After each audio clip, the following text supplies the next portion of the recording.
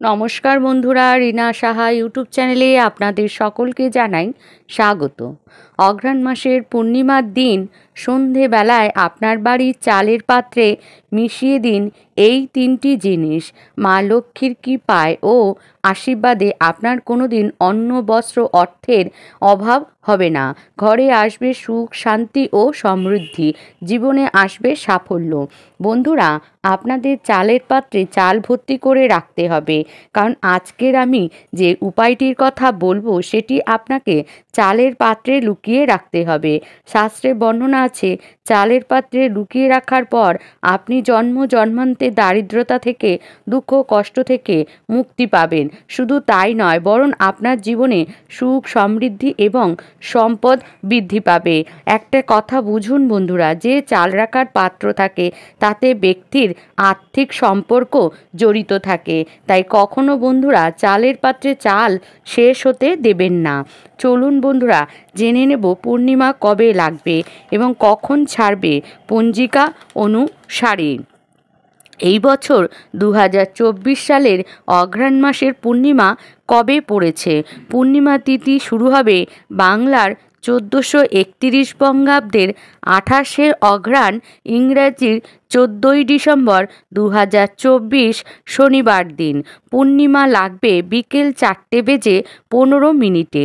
পূর্ণিমা তিথি শেষ হবে পরের দিন বাংলার 29শে অঘ্রাণ, ইংরাজির 15ই ডিসেম্বর 2024 রবিবার দুপুর 2:36। বন্ধুরা, বৃহস্পতিবারকে ভগবান বিষ্ণু ও মা লক্ষ্মীর অত্যন্ত প্রিয় দিন। ঠিক তেমনি পূর্ণিমার দিনটিও মা লক্ষ্মী ও ভগবান বিষ্ণুর অত্যন্ত প্রিয়।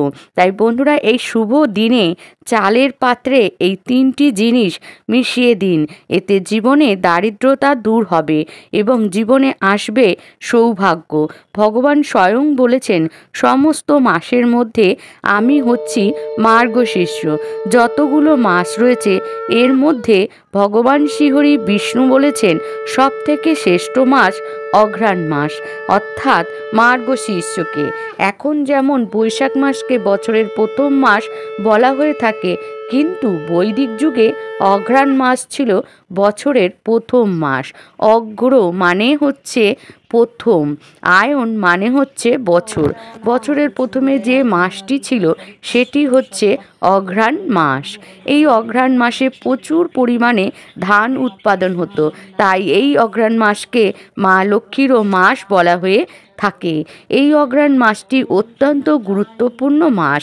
যদি আপনারা দান করতে চান তাহলে এই অঘ্রাণ মাসে দান করলে মা লক্ষ্মী ও ভগবান শ্রীহরি বিষ্ণু অতি প্রসন্ন হয় সেই ব্যক্তির উপর, এবং সেই ব্যক্তির ওপর তারা আশীর্বাদ এবং কৃপা প্রদান করেন।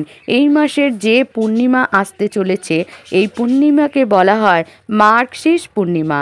এই মার্গশীর্ষ পূর্ণিমার দিন চালের পাত্রে অবশ্যই বন্ধুরা মা লক্ষ্মীর অতি প্রিয় তিনটি জিনিস মিশিয়ে দেবেন। এর ফলে মা লক্ষ্মীর আশীর্বাদ সর্বদা আপনার সংসারে বর্ষিত হবে। তাই বন্ধুরা, এই মার্গশীর্ষ মাসের বৃহস্পতিবার দিন এই তিনটি জিনিস মা লক্ষ্মী দেবীকে অর্পণ করবেন। তারপর সেই তিনটি জিনিস এই অঘ্রাণ মাসের পূর্ণিমার দিন সন্ধ্যাবেলায় আপনার বাড়ির চালের পাত্রে মিশিয়ে দেবেন গোপনে। তারপর দেখবেন মা লক্ষ্মীর লীলা। আগে আপনি কি ছিলেন, পরে আপনি মায়ের আশীর্বাদের আপনার সংসার সব সময় অর্থে ভরে থাকবে। আপনার পরিবারে কারো কোনো দিন অর্থের ও অন্ন বস্ত্রের অভাব হবে না মা লক্ষ্মীর কৃপায়। বন্ধুরা, বৃহস্পতিবারে কিছু কাজ আছে যেগুলি আমাদের করা একেবারেই উচিত নয়। এই সমস্ত কাজগুলি করার ফলে আমাদের সংসারে দারিদ্রতা আসে। তাই বন্ধুরা, বৃহস্পতিবার ও পূর্ণিমার দিন ঝগড়া, অশান্তি, কলহ, বিবাদ একেবারেই করা উচিত নয়, কারণ ঝগড়া করা শুভ নয়। বিশেষ করে সকালবেলা হচ্ছে দিনের মধ্যে শ্রেষ্ঠ সময়। দিনের মধ্যে আরও একটি সময় হচ্ছে যখন ঝগড়া করা উচিত নয়, যেমন সন্ধেবেলায়, কারণ এই সময় দেবদেবীরা ঘুরে বেড়ান আকাশে বাতাসে। তারা যখন ঝগড়া অশান্তি দেখেন তখন তারা আপনার বাড়িতে আসবেন না, এতে সংসারে অমঙ্গল হয়। বৃহস্পতিবারে মা লক্ষ্মীকে প্রসন্ন করার জন্য পশু পাখিকে জল খাবার দেওয়া উচিত, এতে মা লক্ষ্মী প্রসন্ন হন, এতে সৌভাগ্য বৃদ্ধি পায়। বৃহস্পতিবার ভুল করেও আমিষ জাতীয় খাদ্য গ্রহণ করবেন না এবং বাড়িতে রান্না করবেন না। যে বাড়িতে শুভ দিনে মাছ, মাংস, ডিম রান্না করা হয় এবং খাওয়া হয় সেই বাড়িতে মা লক্ষ্মী কখনো আসে না। আমাদের শাস্ত্রে বর্ণনা আছে, সাত্ত্বিক আহার গ্রহণ করে তারপরে ভগবানের পুজো পাঠ করা উচিত। বিশেষ করে শুভ দিনে, বৃহস্পতিবার বা পূর্ণিমার দিনে, এই সমস্ত দিনে আমিষ খাবার গ্রহণ করবেন না। এই বৃহস্পতিবার ও পূর্ণিমার দিন যে বাড়িতে প্রদীপ জ্বালানো হয় না সেই বাড়িতে খুব তাড়াতাড়ি দুর্ভাগ্য নেমে আসে। সেই জন্য বন্ধুরা, ঠাকুর ঘর কখনো অন্ধকার অবস্থায় রাখবেন না।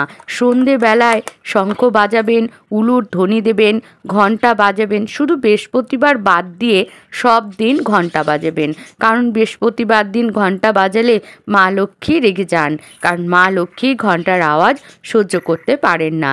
যেখানে শঙ্খ বাজে, ঘণ্টা বাজে, সেই শঙ্খধ্বনি যত দূর পর্যন্ত যায় তার মধ্যে কোনো অশুভ শক্তি প্রবেশ করতে পারে না। ঠাকুর ঘরে বসে খাবার খেতে নেই, কখনোই ঠাকুর ঘরে বসে খাবার খাবেন না। বিছানায় বসে খাবার খেতে নেই, কখনোই বিছানায় বসে খাবার খাবেন না। এই সমস্ত কাজকে অশুভ বলা হয়েছে। এই সমস্ত কাজ করলে সেই বাড়িতে মা লক্ষ্মী কখনোই থাকেন না। বন্ধুরা, রান্নাঘরে সব সময় রান্নাঘর দুয়ার পরিষ্কার পরিচ্ছন্ন রাখবেন, কখনোই এঁটো কাটা এঁটো বাসন রেখে দেবেন না। তাই বন্ধুরা, এই সমস্ত কাজ করবেন না। আসা যাক মূল পর্বে। বন্ধুরা, বৃহস্পতিবার দিন সকাল সকাল ঘুম থেকে উঠে বাড়ি ঘর দুয়ার পরিষ্কার পরিচ্ছন্ন করে নেবেন। তারপর স্নান করে পরিষ্কার বস্ত্র পরিধান করে গায়ে গঙ্গার জল ছিটিয়ে দেবেন এবং বাড়ির চারিধারে গঙ্গার জল ছিটিয়ে দেবেন। বাড়ি ঘর দুয়ারে চারিপাশে গঙ্গার জল ছিটিয়ে দেবেন। তারপর ঠাকুর ঘরে গিয়ে মা লক্ষ্মীকে একটি লাল কাপড়ে মধ্যে বসিয়ে দেবেন। সেটি শালু কাপড় হতে পারে বা লাল কাপড়ে মাকে বসাবেন। তারপর আপনি আপনার ঠাকুরের সমস্ত বাসন কোসন মেজে ধুয়ে পরিষ্কার করে নেবেন।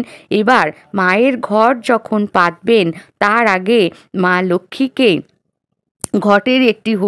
ঘটে এই সিঁদুর দিয়ে স্বস্তিক চিহ্ন আঁকবেন। এবার ঘটের জলে একটি 1 টাকার কয়েন দেবেন, একটি কড়ি দেবেন, একটি সুপারি ও একটি হলুদের গাঁট দেবেন। এগুলির মধ্যে একটি করে সিঁদুরের ফোঁটা দিয়ে দেবেন। একটি পান পাতা নেবেন এবং একটি কলা নেবেন, এগুলোতে সিঁদুরের ফোঁটা দিয়ে দেবেন। 5 পাতা যুক্ত আম পাতা নিতে পারেন, 7 পাতা যুক্ত আম পাতা নিতে পারেন, 9 পাতা যুক্ত আম পাতা নিতে পারেন। সেটি আপনার ইচ্ছে মতন আপনারা আম পাতা নেবেন।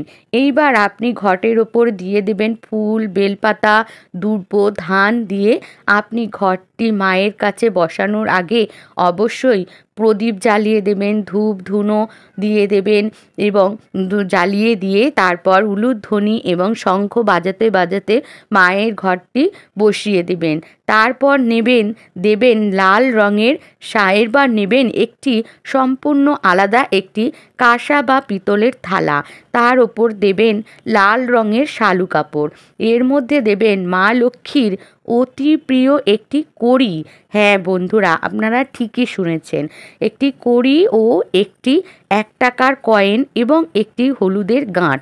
এবার এই 3টি জিনিসের ওপর দেবেন গঙ্গা জলের ছিটা। তারপর দেবেন সিঁদুরের ফোঁটা। 3টি জিনিসের মধ্যে কড়িতে সিঁদুরের ফোঁটা দিয়ে দেবেন এবং হলুদের গাঁটে একটা সিঁদুরের ফোঁটা দিয়ে দেবেন। 1 টাকার কয়েনটির ওপরে সিঁদুরের ফোঁটা দিয়ে দেবেন।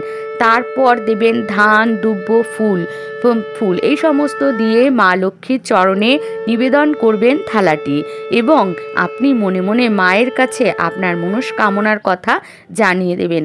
এই কাজটি কিন্তু আপনারা অবশ্যই বৃহস্পতিবার দিন করবেন। যেদিন আপনি মা লক্ষ্মীর ঘট স্থাপন করবেন সেই দিন আপনি এই কাজটি করবেন এবং মা লক্ষ্মীর ঘট স্থাপন করার পাশেই এই থালাটি রেখে দেবেন। তারপর আপনি মা লক্ষ্মীর পাঁচালি পরে নেবেন এবং মা লক্ষ্মীকে এই দিন অবশ্যই একটা গোটা ডালিম বা বেদানা মাকে দেবেন গোটা, আরেকটি দেবেন ভোগ হিসাবে। তারপর আপনি মা লক্ষ্মীর পুজোর পাঁচালি পরে নেবেন এবং মা লক্ষ্মীর এই মন্ত্রটি 108 বার আসনে বসে উচ্চারণ করবেন। মন্ত্রটি হচ্ছে ওং শ্রী শ্রী মহালক্ষ্মী নমঃ, ওং শ্রী শ্রী মহালক্ষ্মী নমঃ, ওং শ্রী শ্রী মহালক্ষ্মী নমঃ। এই মন্ত্রটি আপনারা 108 বার উচ্চারণ করবেন। যদি আপনাদের পক্ষে 108 বার উচ্চারণ করা সম্ভব না হয় তাহলে 11 বার উচ্চারণ করবেন। এইবার আপনারা আপনাদের মনস্কামনার কথা জানিয়ে মাকে প্রণাম করে পুজো শেষ করে আপনারা চলে আসবেন।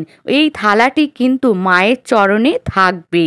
মনে রাখবেন, এই থালাটি কিন্তু এই দিন তুলবেন না, থালাটি তুলবেন পূর্ণিমার দিন। হ্যাঁ বন্ধুরা, আপনারা ঠিকই শুনেছেন, পূর্ণিমার দিন, অর্থাৎ পূর্ণিমা লাগছে কবে? শনিবার বিকেল বেলায়। তা আপনারা পূর্ণিমার দিন সন্ধে বেলায় আপনি ঠাকুর ঘরে গিয়ে পুজো করে ধূপ ধুনো দিয়ে সমস্ত দেবদেবীর পুজো করে নিয়ে ঘরে চারিদিকে গঙ্গার জল ছিটিয়ে এইবার যে থালাটি মা লক্ষ্মীর চরণে রেখেছিলেন এবার আপনি এই কাপড় সমেত তুলে নিয়ে গিয়ে একটি পুটলি করে ফেলবেন।